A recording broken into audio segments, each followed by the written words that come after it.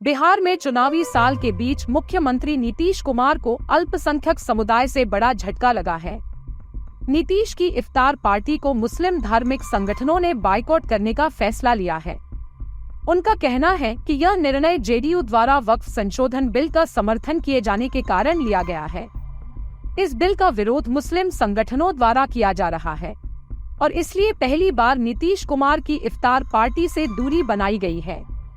यह इफ्तार पार्टी रविवार को पटना में आयोजित की जानी थी। बिहार में जेडीयू के नेतृत्व में एनडीए की सरकार है, जिसमें बीजेपी, एलजेपी और हिंदुस्तान आवाम मोर्चा शामिल है। केंद्र की मोदी सरकार वक्फ संशोधन विधेयक 2024 लाने की तैयारी कर रही है। फरवरी 2025 में मोदी कैबिनेट ने इस विधेयक में 14 संशोधन प्रस्तावित किए हैं, जिनका उद्देश्य वक्फ संपत्तियों के पंजीकरण, विवाद निपटान प्रक्रियाओं और वक्फ बोर्डों की संरचना में सुधार करना है। विपक्षी दलों ने विधेयक के कुछ प्रावधानों पर आपत्ति जताई है और all India Muslim personal law board तथा अज़दुद्दीन ओवैसी ने भी इसका विरोध किया है।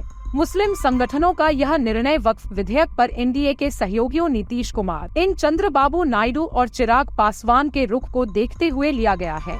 इफ्तार और अन्य कार्यक्रमों का बहिष्कार करने वाले संगठनों में इमारत शरिया, जमीयत उलेमाए हिंद, जमात इस्लामी, जमात अहले हदीस, मुस्लिम पर्सनल लॉ बोर्ड, खानकाह मोजीबिया और खानकाह रहमानी शामिल हैं। इन संगठनों ने अन्य मुस्लिम संगठनों से भी इस बाइकआउट में शामिल होने की अपील की है।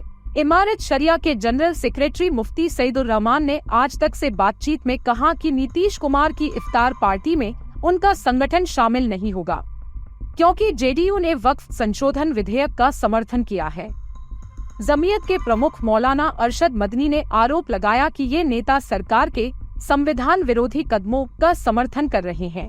आरजेडी ने मुस्लिम संगठनों के इस फैसले का स्वागत किया है। आरजेडी प्रवक्ता एजाज अहमद ने कहा कि जेडीयू मुसलमानों के साथ दोहरे मापदंड अपना रही है। एक तरफ वक्फ बिल का समर्थन और दूसरी तरफ इफ्तार पार्टी का आयोजन, यह दोनों नहीं हो सकता। उन्होंने बीजेपी पर भी निशाना साधते हुए कहा कि अगर हम इफ्तार आयोजन करें तो आलोचना की जाती है, लेकिन नीतीश कुमार की इफ्तार पार्टी पर चुप्पी साधी जाती है। जेडीयू प्रवक्ता नवल शर्मा ने इसका जवाब देते हुए कहा कि नीतीश कुमार का सेक्युलरिज्म के प्रति प्रतिबद्धता स्पष्ट है। उन्होंने पिछले 20 वर्षों में बिहार में अल्पसंख्यकों की भलाई के लिए गंभीर प्रयास किए हैं और इफ्तार पार्टी का आयोजन उनके द्वारा हमेशा किया जाता रहा है। शर्मा ने आरजेडी पर आरोप लगाया कि वह कभी भी बिहार में धर्मनिरपेक्षता का पालन नहीं करती रही है और आरजेडी के नेतृत्व में हुए दंगों और अन्य घटनाओं का हवाला दिया। बीजेपी प्रवक्ता प्रभाकर मिश्रा ने मुस्लिम संगठनों द्वारा लिए गए बाइकआउट के फैसले को निंदनीय बताया। उन्होंने कहा कि वक्फ संशोधन विधेयक मुस्लिम समाज की संपत्तियों की रक्षा के लिए है